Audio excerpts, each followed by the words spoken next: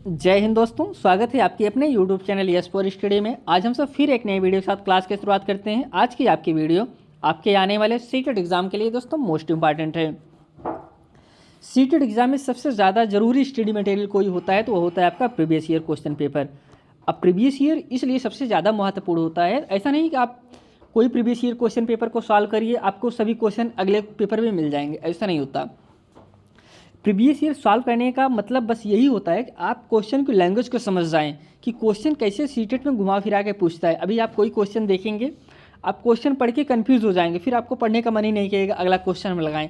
क्योंकि question language इस प्रकार से बनाई जाती है कि आप एक छोटे बच्चों को पढ़ाना है तो आपकी तर्क शक्ति, सोचने की क्षमता किस लेवल तक है, एग्जामिनर यही चेक करना चाहता है। इसलिए आप सिर्फ क्वेश्चन को रटिए नहीं, आप सिर्फ क्वेश्चन को रट लें आ जाएगा। आप क्वेश्चन को सॉल्व करते समय क्वेश्चन की लैंग्वेज को समझने का प्रयास करिए। यह वीडियो में काफ़ी बच्चों ने कमेंट किया कि हर जो ऑप्शन होता है सभी ऑप्शन को बताया जाए कि हाँ क्यों ऑप्शन ये गलत है, क्यों ऑप्शन सही है। इसलिए वीडियो आपका थोड़ा सा लंबा ज़रूर होगा, लेकिन इसमें हम आपको यह बताने का प्रयास किए हैं कौन सा ऑप्शन क्यों गलत हो जाता है और कौन सा क्वेश्चन क्यों सही हो जाता है। तो दोस्तों, अगर आप इस चैनल पर नए हैं तो चैनल को सब्सक्राइब जरूर करिए। आज जो पेपर हम सॉल्व करेंगे वह पेपर आपका 25 जनवरी 2023 को जो आपका सीटेट एग्जाम हुआ था उसी दिन यह पेपर पूछा गया था। इसमें हम सबसे पहले सीडीपी को कवर करेंगे और कल फिर आपके लिए एसएसटी का जो 60 क्वेश्चन होता है उसको भी कवर करेंगे। यहाँ पे दोस्तों आपको मिलेगा 2011 से लेके 2023 तक जितने भी आपके सीटेट एग्जाम हुए हैं सभी प्रीवियस ईयर क्वेश्चन पेपर यहाँ पे उपलब्ध कराया जाएगा। आइए चलिए हम सब आगे बढ़ते हैं और क्लास की शुरुआत करते हैं। यहाँ से दोस्तों सीडीपी के क्वेश्चन शुरू होते हैं। सीडीपी में टोटल 30 क्वेश्चन पूछे जाते हैं। 15 क्वेश्चन आपके आते हैं चाइल्ड डेवलपमेंट बाल विकास से और 15 क्वेश्चन पूछे जाते हैं पेडागोजी शिक्षण शास्त्र से। इसमें जो फर्स्ट क्वेश्चन है, करें निम्न में से क्या शारीरिक विकास में शामिल नहीं है। यह नेगेटिव क्वेश्चन है। अब जो ऑप्शन आपके पास 4 ऑप्शन दिए गए हैं, चारों ऑप्शन में जो गलत ऑप्शन होगा वही आपका राइट आंसर होगा। फर्स्ट ऑप्शन है में शारीरिक विकास की बात करें, फर्स्ट जो ऑप्शन है करें शारीरिक आकार व अनुपात में बदलाव। सेकंड ऑप्शन है शारीरिक प्रणाली का कार्य। थर्ड ऑप्शन है प्रतिबोधक व गतिक कौशल। लास्ट ऑप्शन है संवेगात्मक संप्रेषण में बदलाव। जैसा कि दोस्तों इसमें बात किस चीज़ की करें, शारीरिक विकास की बात करें क्या शामिल नहीं। जो संवेगात्मक होता है दोस्तों यह शारीरिक विकास में नहीं शामिल होता। संप्रेषण में बदलाव तो यह आपके शारीरिक विकास में नहीं शामिल है। बाकी ये तीनों ऑप्शन आपके शारीरिक विकास में शामिल हैं। Option D is correct answer. अब इसमें जो करें संवेगात्मक विकास, दोस्तों संवेगात्मक विकास का मतलब होता है जो बालक का संवेग का विकास हो, और शारीरिक विकास जो बालक जन्म लेता है उसका शारीरिक जो विकास हो, यह शारीरिक विकास के अंतर्गत आते हैं। यह दोनों चीज़ अलग हैं, इसलिए तीनों चीज़ उसको इंडिकेट करें और डी जो है वो अलग है। तो option D correct answer. Next question बढ़ते हैं। करिए बच्चों के विकास का क्रम कैसा क्रम होता है उसको आपको बताना है। फर्स्ट ऑप्शन है जन्म के समय निश्चित हो जाता है। सेकंड ऑप्शन है पर्यावरण से उचित सहायता के साथ बदला जा सकता है। थर्ड ऑप्शन है एक समान है और सभी संस्कृतियों में विकास की गति समान रहती है। फिर लास्ट ऑप्शन है पूरी तरह से अप्रत्याशित है क्योंकि यह अव्यवस्थित है। तो बच्चे का विकास किस प्रकार से होता है, तो राइट आंसर इसमें बी हो जाएगा दोस्तों। कह रहे हैं पर्यावरण में उचित सहायता के साथ बदला जा सकता है। कहने का तात्पर्य जिस बालक को जिस परिवेश में आप रखेंगे उसी प्रकार से वह सीखता है। अभी उस बालक की संगत आप अच्छे बच्चों के साथ कर दीजिए तो बालक बहुत कुछ सीख लेता है, लेकिन अगर कहीं जो गंदे बच्चे होते हैं उनके साथ बालक का संगत हो जाता है तो बालक बिगड़ जाता है। वही करें पर्यावरण के साथ बालक को बदला जा सकता है। Option B is correct answer. हम सब अगले क्वेश्चन में चलते हैं। करें सामाजिक रण की प्रमुख प्राथमिक संस्था कौन सी है। दोस्तों इसमें सामाजिक रण की बात करें, आप सबसे पहले यह जान लीजिए प्राथमिक संस्था होती है, एक द्वितीयक संस्था होती है। यह सीटेट एग्जाम में आपके हर बार इससे क्वेश्चन बनते हैं। आपको हम प्राथमिक संस्था के अंतर्गत बता देते हैं। जिसे प्राथमिक संस्था के अंतर्गत वह चीज़ आता है जो बालक जन्म लेता है, जो सबसे पहले सीखता है, जिसके लिए सीखने के लिए और किसी के पास उसको नहीं जाना पड़ता। जिससे जो परिवार में जो चीज़ सीखेगा क्या वह सीखने के लिए उसको अलग से जाना पड़ेगा, नहीं जाना पड़ेगा। तो इसलिए परिवार हो गया, पड़ोसी हो गए, ये सब प्राथमिक संस्था के अंतर्गत आते हैं। और द्वितीयक संस्था की हम सब बात करें तो जैसे स्कूल हो गया, अब स्कूली शिक्षा के लिए बालक को जाना पड़ेगा ना, स्कूल में जाना पड़ेगा। मीडिया हो गया, यह सब द्वितीयक संस्था के अंतर्गत आते हैं। इसमें करें पुस्तकालय जैसा कि दोस्तों अब हमको पुस्तक पढ़ना है, पुस्तक के लिए हमको जाना पड़ेगा ना, तो ये द्वितीयक संस्था के अंतर्गत आता है। और स्कूल हो गया, स्कूल भी आपका द्वितीयक संस्था के अंतर्गत आएगा। सरकार भी, लेकिन परिवार क्या है दोस्तों, परिवार जो है प्राथमिक संस्था का उदाहरण है। Option C is correct answer. अगले क्वेश्चन में बढ़ते हैं। किस चरण में बच्चे निगमनात्मक तर्क कर पाते हैं वह सामाजिक मुद्दे से सरोकार रखते हैं दोस्तों। इसमें कुछ अवस्थाएं दी गई हैं, जैसे कि आपको हम अवस्थाएं इसके पहले भी वीडियो में बता चुके हैं कि अवस्थाएं कौन सी अवस्था किस प्रकार से होती है, हम आपको यहाँ पे भी बता देते हैं। निगमनात्मक तर्क की बात करें, ऐसी कौन सी अवस्था है दोस्तों जहाँ बालक तर्क करने लगता है, सूत्र बनाने लगता है। संवेदी चालक अवस्था, इसकी अवस्था दोस्तों 0 से लेकर 2 वर्ष तक होती है। पूर्व संक्रियात्मक अवस्था, यह दोस्तों 2 से लेकर 6 वर्ष तक होती है। मूर्त संक्रियात्मक अवस्था जो होती है वह दोस्तों वह 7 से लेकर 11 वर्ष तक हो जाती है। और जो अमूर्त संक्रियात्मक अवस्था होती है दोस्तों वह 11 से प्लस आप कह सकते हैं, या फिर 11 से लेकर 15 तक आप कह सकते हैं। जो बालक सूत्र बनाता है, अमूर्त चिंतन करने लगता है, तो यह दोस्तों इसी जो आपका लास्ट ऑप्शन है अमूर्त संक्रियात्मक अवस्था, इसी अवस्था में बालक जो अमूर्त चिंतन करने लगता है, सूत्र बनाने लगता है, यह सारी अवस्थाएं आप जरूर याद करिएगा। इन अवस्थाओं से आपके सीटेट एग्जाम में क्वेश्चन 1-2 क्वेश्चन जरूर मिलेंगे। तो option D is correct answer. अगले क्वेश्चन बढ़ते हैं। कह रहे हैं जीन पियाजे के संज्ञानात्मक विकास की एक प्रमुख आलोचना है कि फर्स्ट ऑप्शन है उन्होंने बच्चों को सक्रिय कार्यकर्ताओं के रूप में नहीं देखा है। सेकंड ऑप्शन है उन्होंने अधिगम में भाषा की बहुत महत्वपूर्णता प्रस्तावित की है। अगला जो ऑप्शन है उन्होंने समाज और संस्कृति के प्रभाव को ध्यान में नहीं रखा है। फिर लास्ट ऑप्शन है उन्होंने इनाम व सजा के प्रयोग को बहुत ज़्यादा प्रमुखता दी है। तो जो आलोचना हुआ है तो दोस्तों आलोचना क्या है इसमें, option number C is correct answer. उन्होंने समाज और संस्कृति के प्रभाव को ध्यान में नहीं रखा है, तो option C is right answer. जो दोस्तों पियाजे का संज्ञानात्मक विकास का सिद्धांत था, इसमें जो है इन्होंने केवल ज्ञानात्मक संप्रतियों की ही व्याख्या किया था। इसमें जो है समाज और संस्कृति के बारे में बात नहीं किया गया था, इसलिए ऑप्शन सी सही होगा। अगर इसके और हम सब बात करें तो दोस्तों इसमें जीन पियाजे ने किशोरावस्था की क्षमता को अधिक आंका है। दोस्तों किशोरावस्था की जो क्षमता है उसे ज़्यादा महत्व दिया है, और शिशु की जो क्षमता होती है, जो छोटे बच्चे की शैशवावस्था की क्षमता होती है, उसे कम आंका है। तो इसलिए option C is correct answer. अगले क्वेश्चन बढ़ते हैं। पियाजे के अनुसार इनमें से कौन सा कारक संज्ञानात्मक विकास में महत्वपूर्ण भूमिका नहीं निभाता है। दोस्तों यह नेगेटिव क्वेश्चन है। अब जो ऑप्शन आपका गलत होगा वही आपका राइट आंसर हो जाएगा। फर्स्ट ऑप्शन है गतिविधि, सेकंड ऑप्शन है अन्वेषण, थर्ड ऑप्शन है भाषा, या फिर लास्ट ऑप्शन है दोस्तों जैव परिपक्वता। तो इसमें बात करें संज्ञान विकास में महत्वपूर्ण भूमिका नहीं निभाता है, क्या नहीं निभाता दोस्तों, option B option C is correct answer. भाषा की बात किया है, ऑप्शन सी इसमें सही है। बाकी और सारी विधियां सही हैं, लेकिन जो भाषा है वह गलत है। दोस्तों पियाजे जो मानते थे उनका कहना था जो संज्ञानात्मक विकास है दोस्तों, संज्ञानात्मक विकास भाषा से स्वतंत्र होता है। ऐसा किसका मानना था, ऐसा पियाजे का मानना था। इन्होंने जो है विकास के महत्वपूर्ण में चार कारक की पहचान किया था। जैसे पहला कारक था जैविक परिपक्वता, सेकंड कारक था दोस्तों सक्रिय अन्वेषण, जो कि खोजबीन करने के तरीके से बालक सीखता है। थर्ड था दोस्तों सामाजिक अनुभव, लास्ट है। चौथा जो कथन था संतुलन। ये दोस्तों चारों कारक जो है जीन पियाजे के द्वारा दिया गया था। अगला क्वेश्चन बढ़ते हैं। लॉरेंस कोहलर के द्वारा दिए गए उत्तर पारंपरिक नैतिक के 5वें चरण सामाजिक अनुबंधन अभिविन्यास में व्यक्ति मानते हैं कि दोस्तों इसमें कोहलर की बात करें तो कोहलर के बारे में आप इतना जानते रहिए। इन्होंने जो सिद्धांत दिया था, कोहलर का जो सिद्धांत था, इन्होंने 3 चरण दिए थे। 3 चरण दिए थे और तीनों के दोस्तों 2-2 उपचरण थे। तो कहने का तात्पर्य 3 चरण और दोस्तों 6 जो है इनके उपचरण थे। तो हम सब पहले ऑप्शन इसमें देख लेते हैं। किसी क्रिया के भौतिक परिणाम ही उसकी अच्छाई या बुराई निर्धारित करते हैं दोस्तों, ये फर्स्ट ऑप्शन हो गया। इसमें 5वें चरण के हिसाब से आपको बताना है सामाजिक अनुबंधन अभिविन्यास में व्यक्ति मानते हैं। सेकंड ऑप्शन है नियमों का पालन करने के बदले में किसी प्रकार का लाभ मिलना चाहिए।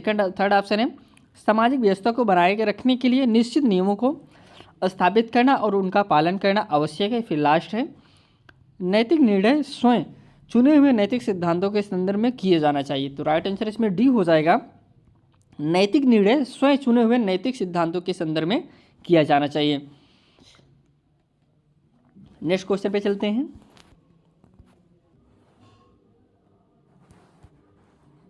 यह विचार है कि बच्चों के सीखने में उनके सांस्कृतिक संदर्भ के अनुसार उनकी सहायता व मार्गदर्शन देना चाहिए। किसने प्रस्तावित किया है? फर्स्ट ऑप्शन है हार्वर्ड गार्डनर, सेकंड ऑप्शन है लॉरेंस कोहलरबर्ग, थर्ड ऑप्शन है जेन पियाजे, फिर लास्ट ऑप्शन है ले वाइगोत्स्की। इसमें देखिए दोस्तों, संस्कृति की बात कर रहे हैं। यह विचार के बच्चों के सीखने में उनके सांस्कृतिक संदर्भ के अनुसार उनकी सहायता व मार्गदर्शन देना चाहिए। किसने प्रस्तावित किया? समाज संस्कृति की बात किया जाए तो इसमें आपका राइट आंसर इसमें हो जाता है ले वाइगोत्स्की।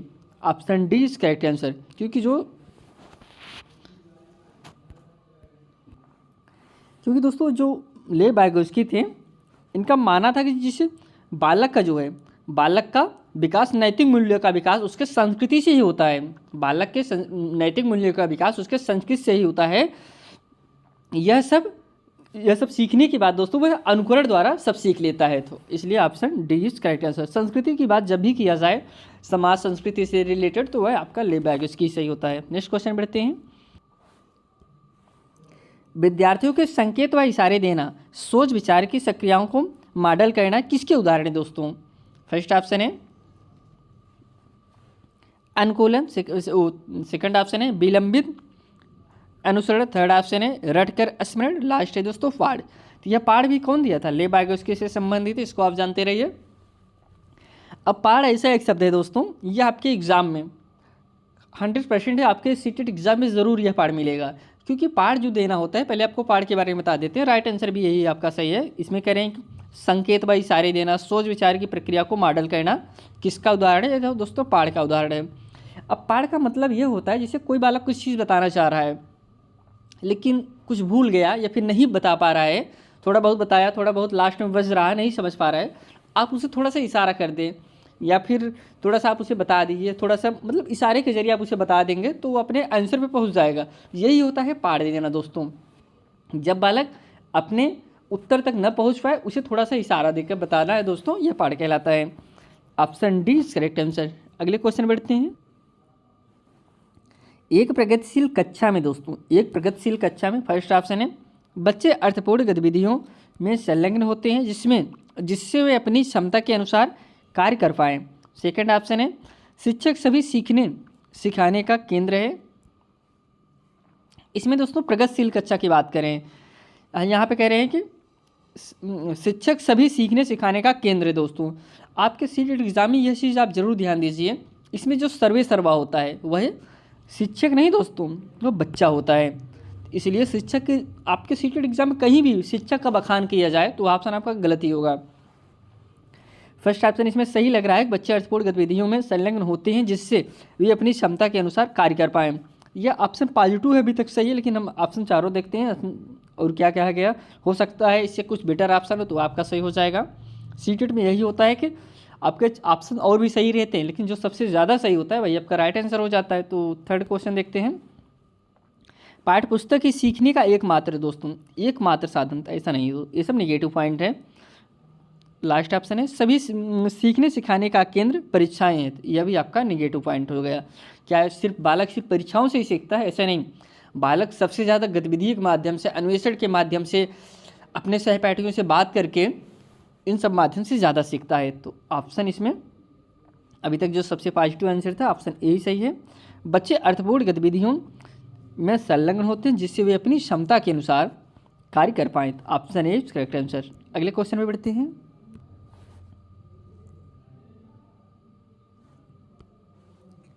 खाली जगह वाले व्यक्ति विशिष्ट स्वरों, लय, ताल के बीच अंतर करने में सक्षम होते हैं जिसे पहचानने में अन्य चूक कर सकते हैं। दोस्तों इसमें कुछ खाली जगह हैं।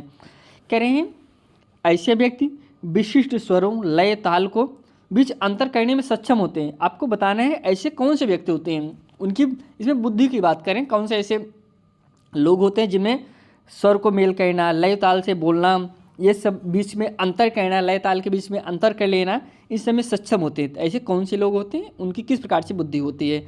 तो पहले हम ऑप्शन देखते हैं। इसमें जो फर्स्ट ऑप्शन है तर्क गणितीय बुद्धि, जैसे कि इसके नाम से स्पष्ट हो रहा है, इसमें गणितीय की बात की जाए, जहाँ बालक जोड़ घटाने में माहिर हो वह दोस्तों वह उसकी गणितीय बुद्धि होती है। इसमें स्वरों की बात करें तो होगा नहीं। सेकंड ऑप्शन है शारीरिक गति संवेदनात्मक बुद्धि। दोस्तों शारीरिक गति की बात करें, जैसे जो लोग नृत्य करने में अच्छे होते हैं, वह सब शारीरिक गति के अंतर्गत आते हैं, तो यह भी नहीं होगा। अंतरावैयक्तिक बुद्धि, अंतरावैयक्तिक बुद्धि वह होता है दोस्तों जिससे नेताओं की जो बुद्धि होती है, जो नेताओं की बुद्धि होती है वह आपका अंतरावैयक्तिक बुद्धि कहलाती है। यह भी नहीं आपको, इसमें आप इस जानते रहिए, एक होता है इंटरपर्सनल, एक होता है इंट्रापर्सनल, दोनों अंतर हैं। इंट्रापर्सनल होता है आध्यात्मिक गुरुओं की बुद्धि, और जो इंटरपर्सनल होता है वो जो दूसरे के भावों को समझ ले दोस्तों, अगला क्या चाह रहा है उसके हिसाब से बोलना, बात कहना, ये सब काम कौन करता है? ये नेता ही लोग करते हैं। तो ऑप्शन अंतरावैयक्तिक हो। संगीतमय बुद्धि, इसमें करेक्ट आंसर हो जाएगा संगीतमय बुद्धि दोस्तों। इसमें स्वरों को दोस्तों, लय और ताल को दोस्तों, इसमें एक कहीं ना कहीं संगीत की बात करें, लय से बोलना, ताल से बोलना, तो ये इसलिए संगीतमय बुद्धि इन लोगों को कहा जाएगा। तो option D is correct answer. एक चीज़ में आप और जान लीजिए, ये जो बुद्धि का प्रकार है दोस्तों, बुद्धि का प्रकार दिया किसने था? हावर्ड गार्डनर ने दिया था। प्रमुख बुद्धि के प्रकार 8 प्रकार हैं, लेकिन प्रकार तो और भी है, 11 प्रकार से है, लेकिन जो प्रमुखतः है वह 8 प्रकार से बुद्धि मानी जाती है। तो अगले क्वेश्चन पे चलते हैं हम सब।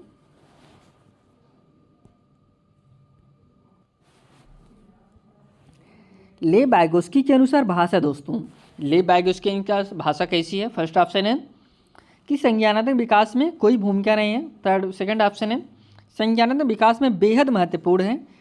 थर्ड ऑप्शन है संज्ञानात्मक विकास में बाधा डालती है।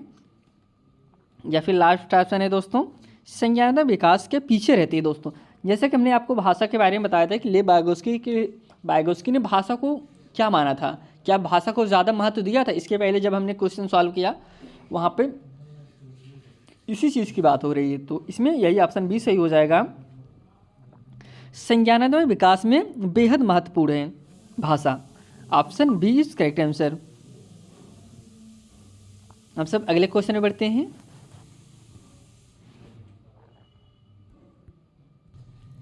तो यहाँ पे दोस्तों ले वाइगोस्की के, देखिए इसमें एक चीज़ आप ध्यान दीजिएगा, जिसके अनुसार पूछा जाए उसी के हिसाब से आपको बताना है। ऐसा नहीं कि इसमें आप अपना ऐसे सोच लें, अगर यहीं कहीं ले वाइगोस्की की जगह जिन पियाजे हो जाता तो जिन पियाजे ने भाषा को महत्व ज़्यादा नहीं दिया है, तो फिर ये ऑप्शन आपका ये सही नहीं होता। इसने पूछा किसके हिसाब से? ले वाइगोस्की के अनुसार पूछा है, तो फिर आपको ले वाइगोस्की के हिसाब से ये बताना होगा, इसलिए इस चीज़ को आप जरूर ध्यान रखिएगा। आइए हम सब अगले क्वेश्चन बढ़ते हैं।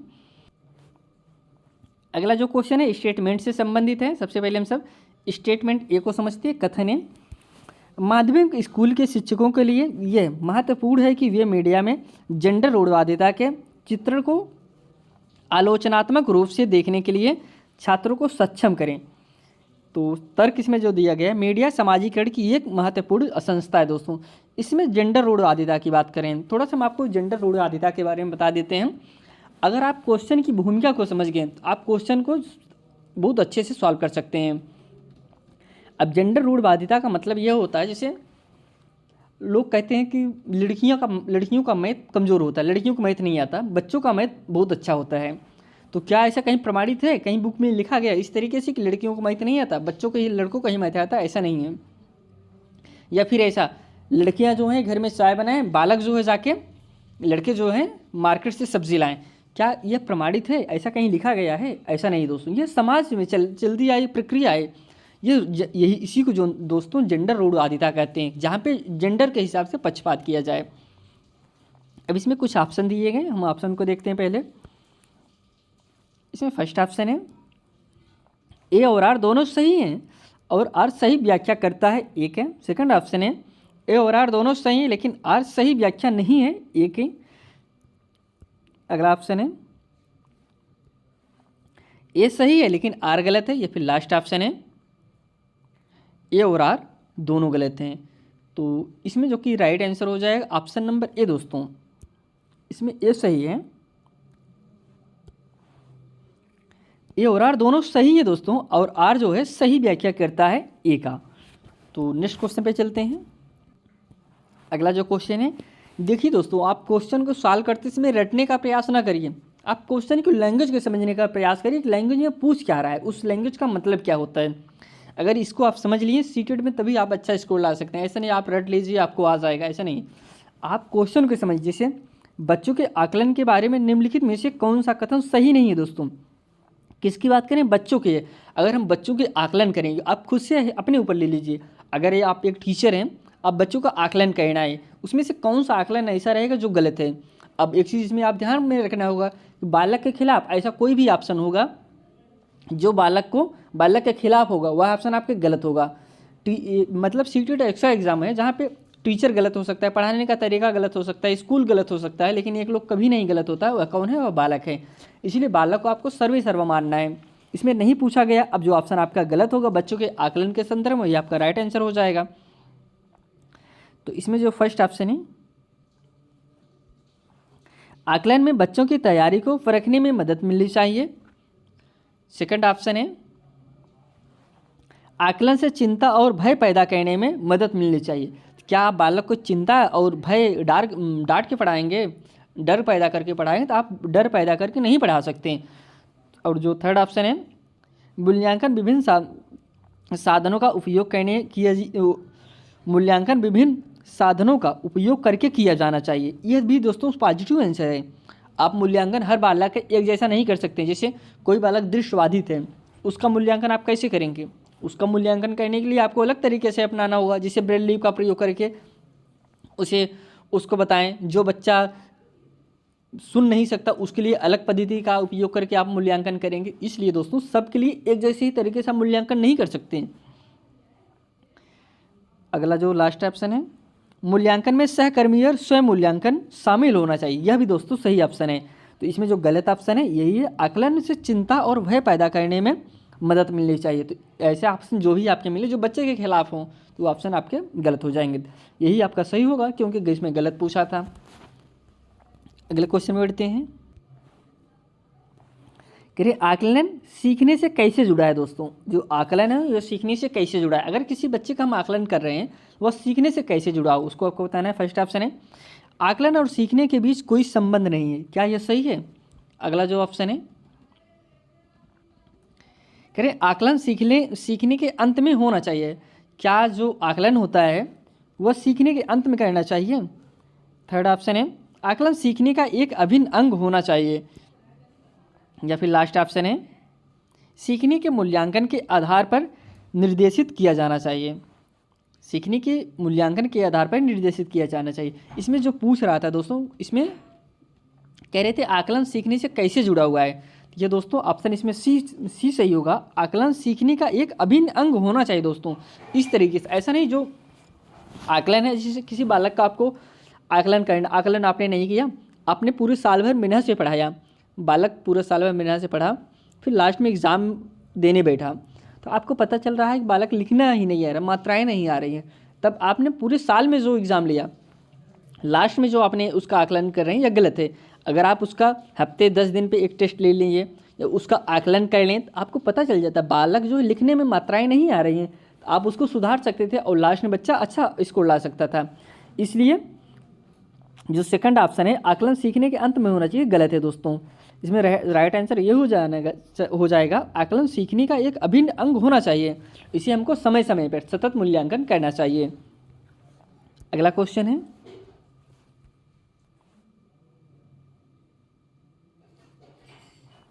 विद्यालय में समावेशी शिक्षा है। दोस्तों समावेशी शिक्षा कैसी, उसको आपको बताना है। फर्स्ट ऑप्शन है, को किसी व्यक्ति या समूह विशेष के प्रति दृष्टिकोण के परिणाम स्वरूप उपजी भेदभावकारी और बहिष्कारी गतिविधियों को दूर करने का उद्देश्य रखना चाहिए। अब इसमें जो सेकंड ऑप्शन है, को विशिष्ट अधिगम आवश्यकताओं वाले बच्चों के समूह की पहचान करनी चाहिए, उनका वर्गीकरण करना चाहिए और वह उनको उचित रूप से लेबल करना चाहिए। क्या आपको ऐसा कहना चाहिए उनका वर्गीकरण करते हैं, दो बालक एक साथ बैठे अलग कर दें, अलग अलग पढ़ाएं, ऐसा नहीं है। थर्ड ऑप्शन है, को केवल, देखिए यह केवल ऐसा शब्द है जिस भी ऑप्शन में लग जाता है वह ऑप्शन आपका निगेटिव हो जाता है, इस चीज़ का आप ध्यान दीजिएगा। को केवल उन्हीं बच्चों के लिए विशेष शिक्षा का प्रदान करना चाहिए जो सामान्य नहीं है। क्या ऐसा है? ऐसा भी नहीं है। लास्ट है, को बच्चों को अकादमिक योग्यताओं के आधार पर उनका पृथक्करण करना चाहिए। यह भी आपका निगेटिव पॉइंट है, पृथक्करण करना मतलब अलगाव करना। इसमें अभी तक जो पॉजिटिव आंसर है, विद्यालय में समावेशी शिक्षा दोस्तों कैसा है, ऑप्शन ए सही होगा। इसमें किसी व्यक्ति या समूह विशेष के प्रति दृष्टिकोण के परिणाम स्वरूप उपजी भेदभावकारी और बहिष्कारी गतिविधियों को दूर करने का उद्देश्य रखना चाहिए। दोस्तों समावेशी शिक्षा का मतलब ये तो सबको एक साथ लेकर चलना। Option A is correct answer. Next question है, शिक्षक बच्चों को रचनात्मक रूप से सोचने के लिए प्रोत्साहित कर सकता है। दोस्तों कैसा रचनात्मक रूप से सोचने के लिए प्रोत्साहित कर सकता है? फर्स्ट ऑप्शन है, उन्हें किसी समस्या को हल करने के विभिन्न तरीकों के बारे में सोचने के लिए कहकर। सेकंड ऑप्शन है, उन्हें उत्तर रटने के लिए कहकर। क्या आप किसी बच्चे को रटाएंगे तो वह रचनात्मक रूप से सोच लेगा? वह नहीं दोस्तों, वह रट्टू तोता हो जाएगा। वह आप जो रटा देंगे वही रट ले, उससे एक्स्ट्रा बालक को ज्ञान नहीं होगा। इसलिए ऑप्शन आपका बी तो होगा ही नहीं दोस्तों। रटने की बात करें, थर्ड ऑप्शन देखते हैं हम, प्रतिस्मरण पर आधारित प्रश्न पूछ कर। दोस्तों यह भी नहीं आपका होगा। लास्ट है, उन्हें किसी समस्या के एक पहलू पर ध्यान केंद्रित करने के लिए कहें। क्या आप सिर्फ समस्या जो है सिर्फ एक ही पहलू पर ध्यान केंद्रित करेंगे? ऐसा भी नहीं है। तो इसमें जो है रचनात्मक की बात करें तो फर्स्ट ऑप्शन सही होगा। उन्हें किसी समस्या को हल करने के विभिन्न तरीकों के बारे में सोचने के लिए कहना। आप उन्हें कोई समस्या दीजिए, जैसे बालक को आप कोई समस्या है बता दीजिए। अब बालक से पूछिए, बालक आप बताइए कि आप इसके कैसे कैसे सॉल्व हो सकते हैं, कैसा इसका जवाब होगा। नहीं तो आप ऐसा भी कह सकते हैं, अब बच्चे आप सब उत्तर प्रदेश की राजधानी के बारे में विशेषता लिखना आइए। यह दोस्तों वह रचनात्मक आकलन करेगा। इसमें बालक सोचेगा, ऐसा नहीं सब बालक एक जैसे लिखना आएंगे। वह सोचेगा हाँ लखनऊ की यह विशेषता है, यह वैसे मतलब अपना दिमाग लगा के उसमें आंसर लिखेगा। यही दोस्तों रचनात्मक आकलन होता है। अगले क्वेश्चन बढ़ते हैं, कक्षा में विविधता को पोषित करने के लिए शिक्षकों को किस पर ध्यान देना चाहिए? दोस्तों किसको दोस्तों? विविधता को पोषित करने के लिए पृथकीकरण, नामीकरण, नकारात्मक भेदभाव या फिर समता। दोस्तों तो क्या इसमें जो ध्यान देना चाहिए, किस पे ध्यान देना चाहिए? समता पे ध्यान देना चाहिए। कहने का तात्पर्य है, आप एक टीचर होने के नाते आपके क्लास में कोई भी बालक किसी भी परिवेश से आ जाए, उसके लिए आप उसे अलग नहीं करेंगे, सबको साथ एक साथ लेके उसे पढ़ाएंगे। ऐसा नहीं कि कोई बालक दूसरे स्टेट से आ गया, हिंदी नहीं बोल पा रहा है, आप हिंदी पढ़ा रहे हैं तो उसे अलग कर दिया, ऐसा नहीं। आप उसकी भी जो संस्कृति है, उसकी भी जो सभ्यता है, उसको भी साथ में लेके चलना पड़ेगा। इसलिए समता। Option D is correct answer. अगला क्वेश्चन बढ़ते हैं, करें वंचित पृष्ठभूमि के छात्रों वाली विविधता की कक्षा में एक शिक्षक को। दोस्तों वही कह रहे हैं कि एक वंचित क्षेत्र से बालक आया है, उसकी कक्षा में आप एक शिक्षक होने के नाते क्या करेंगे? फर्स्ट ऑप्शन है, सभी बच्चों को अपने अनुभवों को कक्षा में लाने से हतोत्साहित करेंगे। हतोत्साहित ऐसा ऑप्शन है, यह निगेटिव पॉइंट है, इसको आप जानते रहिए। हतोत्साहित मतलब निगेटिव पॉइंट, आप इसको समझिए। जिस भी ऑप्शन में हतोत्साहित आ गया वह ऑप्शन आपका गलत होगा। तो सेकंड ऑप्शन पे हम बढ़ते हैं, केवल। हमने आपको बताया था केवल ऐसा शब्द है जहाँ पे आएगा वह ऑप्शन आपका गलत ही होगा। तो फिर ऑप्शन बी आपका सही होगा नहीं। केवल प्रभावशाली समूह के बच्चों को अपने अनुभव साझा करने के लिए प्रोत्साहित करना चाहिए। अगले ऑप्शन में बढ़ते हैं, अगला ऑप्शन है केवल। अब देखिए यहाँ पे भी केवल आ गया, तो केवल आ गया, आप यहाँ पे समझ सकते हैं यह भी ऑप्शन आपका गलत ही होगा।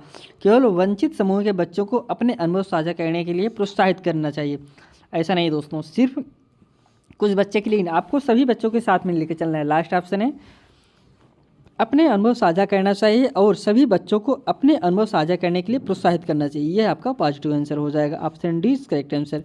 अगले क्वेश्चन बढ़ते हैं, अगला क्वेश्चन स्टेटमेंट से संबंधित है। अभिकथन ए दोस्तों, गुणज वैकल्य से जूझ रहे विद्यार्थियों को उपयुक्त सामग्री जैसे कि हस्त कौशल युक्त वस्तुएं, गणक यंत्र और गणित के ऐप उपलब्ध कराना महत्वपूर्ण है। दोस्तों विद्यार्थी जो है किससे जूझ रहा है? वह गुणज वैकल्य से जूझ रहा है, डिस्कैल्कुलिया से। आप इसका इंग्लिश में नाम याद रखिएगा, क्योंकि आप यह हिंदी का नाम आपको कहीं कहीं पे अलग भी नाम मिल जाएगा। इसलिए जो गुणज वैकल्य है उसे हम डिस्कैल्कुलिया के नाम से जानते हैं। जो ये तो अधिक स्टेटमेंट हो गया, इसमें जो तर्क दिया गया है, रीजन है, स्वालीनता से जूझ रहे विद्यार्थियों को गत्यात्मक क्रियाओं को बार बार दोहराते हैं। ऑप्शन में इसमें देखते हैं, फर्स्ट ऑप्शन है ए और आर दोनों सही हैं, आर सही व्याख्या करता है एक। थर्ड ऑप्शन है, सेकंड ऑप्शन है ए और आर दोनों सही हैं लेकिन आर सही व्याख्या नहीं है, एक ही। थर्ड ऑप्शन है ए सही है लेकिन आर गलत है। लास्ट ऑप्शन है ए और आर दोनों गलत हैं। तो राइट आंसर इसमें बी हो जाएगा,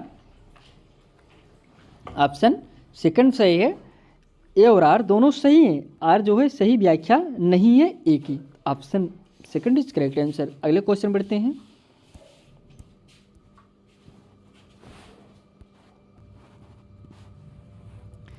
समस्या समाधान की प्रक्रिया किसके द्वारा बाधित होती है दोस्तों?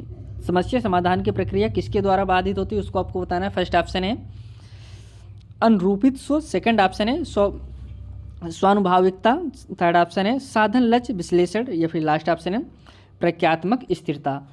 तो इसमें राइट आंसर हो जाएगा ऑप्शन नंबर डी दोस्तों। किसके द्वारा बाधित होती है पूछा जा रहा है, तो प्रक्रियात्मक स्थिरता के द्वारा। Option D is correct answer. अगले क्वेश्चन में बढ़ते हैं।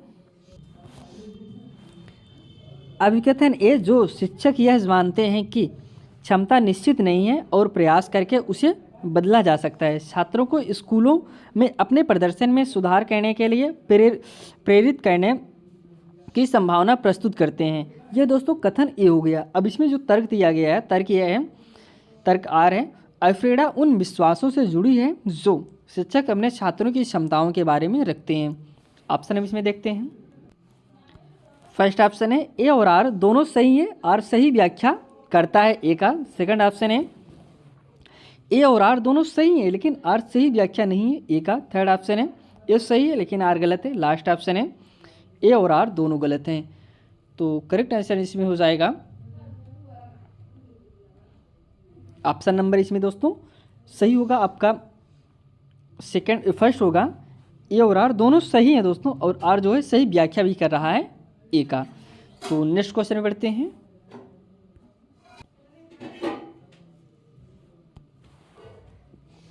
निम्नलिखित में से कौन सा कथन सीखने के सामाजिक रचनात्मक परिप्रेक्ष्य का समर्थन नहीं करता है दोस्तों? इसमें नहीं पूछा गया। अब आपका ऑप्शन जो गलत होगा वही आपका राइट हो जाएगा। जो क्वेश्चन नहीं पूछा जाए उसमें आपको यही ढूंढना होगा कौन सा ऑप्शन ऐसा है जो बालक के खिलाफ जा रहा है। जो ऑप्शन बालक के खिलाफ होगा वही आपका राइट आंसर होगा। फर्स्ट ऑप्शन है अपने साथियों के साथ बच्चों की बातचीत संज्ञानात्मक विकास का एक महत्वपूर्ण स्रोत है। सेकंड ऑप्शन है बच्चे अपने कार्यों के माध्यम से ज्ञान प्राप्त करते हैं। थर्ड ऑप्शन है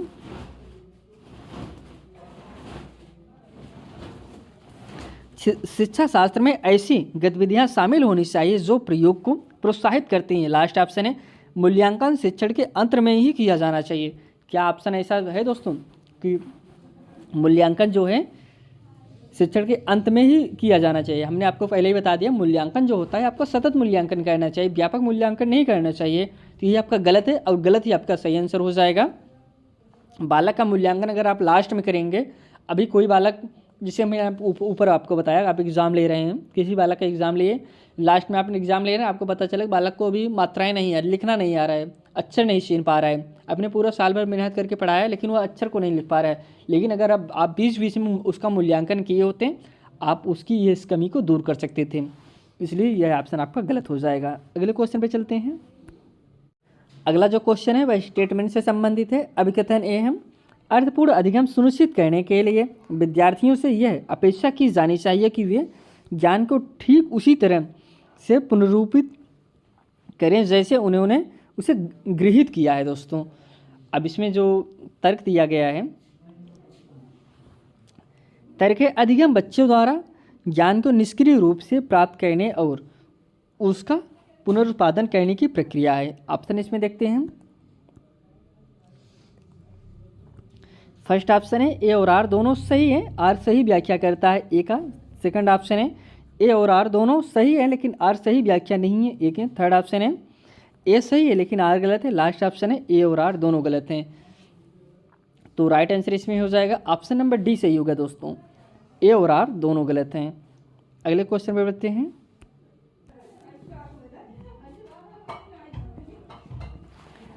कह रहे हैं चारू की किसी विषय में कोई अभिरुचि नहीं दोस्तों तथा वह केवल परीक्षा में उत्तीर्ण होने के लिए पढ़ती है। चारू दोस्तों कह रहे हैं एक बच्ची है जो चारू जिसका नाम है, वह उसकी किसी भी विषय में रुचि नहीं है, वह सिर्फ किस लिए पढ़ रही है, वह सिर्फ केवल परीक्षा में उत्तीर्ण होने के लिए पढ़ती है। तो चारों के बारे में आपको बताना है कौन सा कथन सही है। आंतरिक रूप से अप्रेरित है, सेकंड ऑप्शन है असफलता स्वीकार्य है विद्यार्थी है, थर्ड ऑप्शन है महारत उन्मुख विद्यार्थी है, फिर असफलता परिहार विद्यार्थी है। तो दोस्तों थोड़ा हम आपको आंतरिक रुचि के बारे में बता देते हैं, आंतरिक रुचि और बाह्य रुचि, आंतरिक प्रेरणा या बाह्य प्रेरणा। आंतरिक प्रेरणा वह होता है दोस्तों जो बालक खुद से प्रेरित हो। कहने का तात्पर्य है जैसे कोई बच्चा, किसी बच्चे का एग्जाम है, सुबह एग्जाम है, वो रात में बैठ के पढ़ रहा है, तो वह दोस्तों वह आंतरिक प्रेरणा है, उसे पास होना है, उसे किसी ने फोर्स नहीं किया बच्चा तुम पढ़ो, वह खुद से पढ़ रहा है। यह दोस्तों आंतरिक प्रेरणा होता है। और बाह्य प्रेरणा की हम सब बात करें जो बालक अलग सपोर्ट से पढ़े, जैसे किसी कोई बालक विद्यालय नहीं जा रहा है, आप उसे कोई चीज़ दें, बच्चा जाओ हम तुमको टॉफ़ी देते हैं, पैसा देते हैं, तो वो दोस्तों उसे बाह्य प्रेरणा मिल रहा है क्योंकि वो पैसे के लिए स्कूल जा रहा है। यह दोस्तों बाह्य प्रेरणा कहा जाता है। इसमें करेक्ट आंसर हो जाएगा डी सही होगा।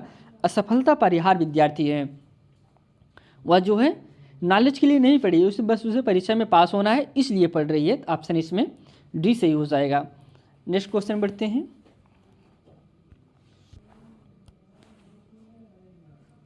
निम्नलिखित में से कौन सी कार्यनीति अधिगम के लिए एक प्रभावशाली कार्यनीति नहीं है दोस्तों। इसमें नहीं पूछा गया है, जो आपका निगेटिव पॉइंट होगा वही आपका सही हो जाएगा।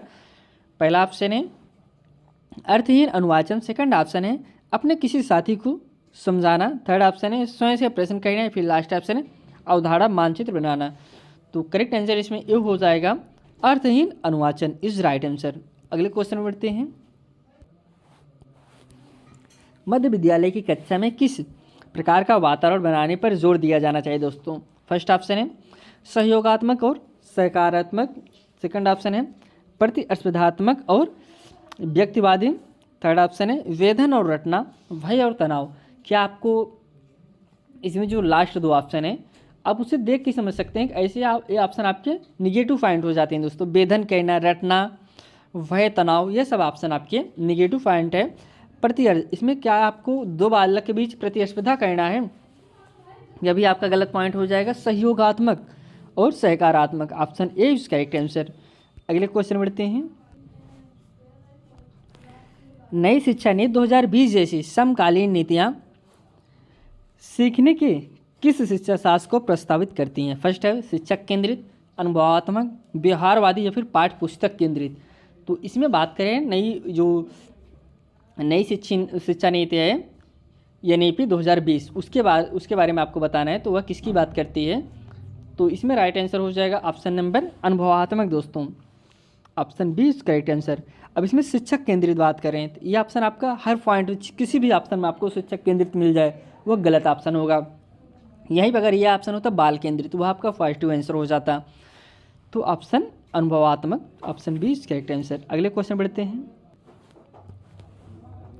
बच्चों को नई अवधारणाओं के परिचय का क्रम क्या होना चाहिए दोस्तों। नई अवधारणा की बात करें, उन्हें किस प्रकार से नई अवधारणा को देना चाहिए उस क्रम आपको बताना है।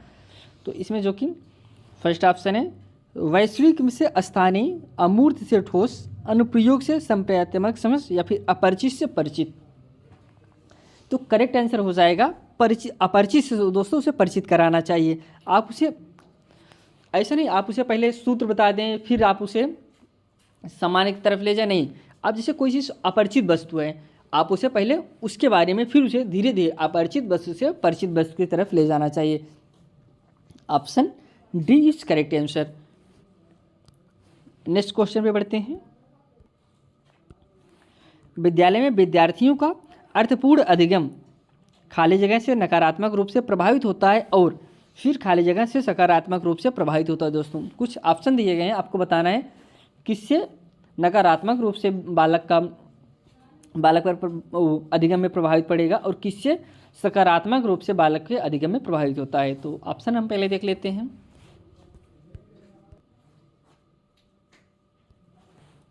बहिष्करण प्रथाओं शिक्षार्थी केंद्रित शिक्षा शास्त्र दोस्तों, इसमें किसकी बात करें। फर्स्ट ऑप्शन शिक्षार्थी केंद्रित, बाल केंद्रित, जैसा कि हमने ऊपर आपको बताया। तो यह ऑप्शन आपके लिए पॉजिटिव है, यह ऑप्शन सही हो सकता है क्योंकि उसमें कह रहे हैं कि अर्थपूर्ण अधिगम से नकारात्मक रूप से बहिष्करण प्रथाओं द्वारा इसमें जो बहिष्करण प्रथाएं हैं यह आपका नकारात्मक को कर देगा, और जो शिक्षा केंद्रित है ये आपका सकारात्मक होगा। पहला ऑप्शन तो सही लग रहा है, लेकिन और ऑप्शन हम देखते हैं चारों। बहिष्करण प्रथाओं यह भी सही है।